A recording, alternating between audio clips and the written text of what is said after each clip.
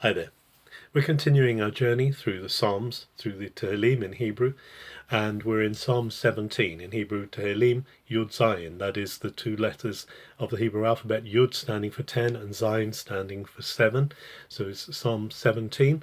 And this is a psalm entitled A Prayer, a Davidic prayer, Tefillah, the David. Tefillah is the Hebrew word for prayer.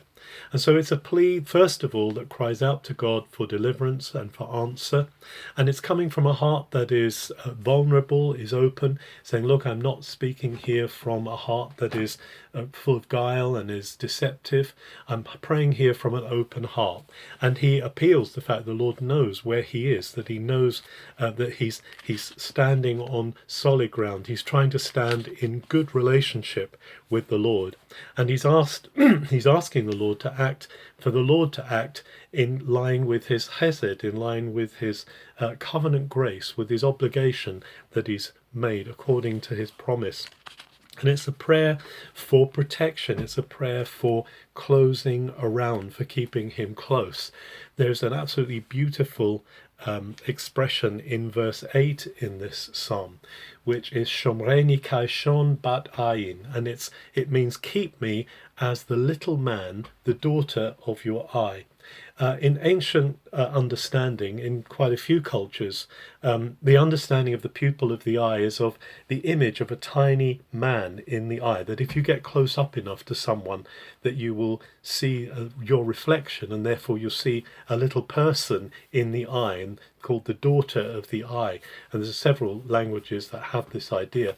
And in Hebrew, it's Ishon bat ayin, the little man, the daughter of your eye. And what that means is keep me so close, Lord, that I can see the reflection of myself in your eye, and you can see your reflection in mine. It's a beautiful picture. And then he says, B'tzel knafecha tastireni, hide me in the shelter, in the shadow of your wings. This term, the shadow of your wings, Tzel knafecha, comes up a number of times in the Psalms. It's a beautiful picture of the bird sheltering the chick under its wing.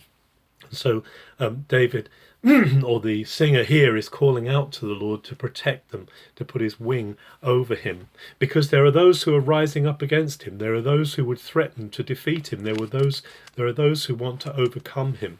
And so this prayer is for the Lord to remove the enemies and to destroy them, to deal with them, to remove them far away.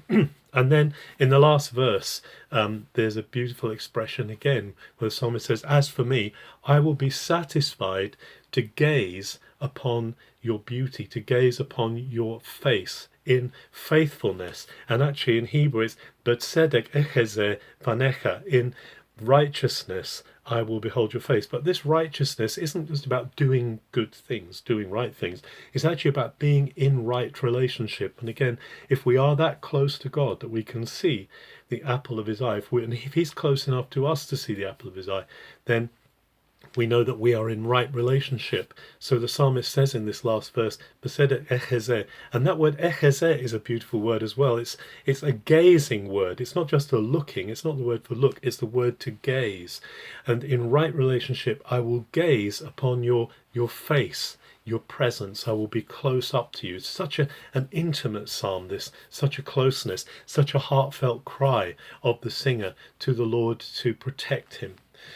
As we today seek to walk close to God, let's ask him to hold us close as the apple of his eye, kaishon bat ayin, to hold us that close that we can see his reflection in our eyes and he can see us in the reflection of his eye. And let's dwell under the shadow of his wings so that in right relationship we can gaze upon his face and be fulfilled. Have a good day.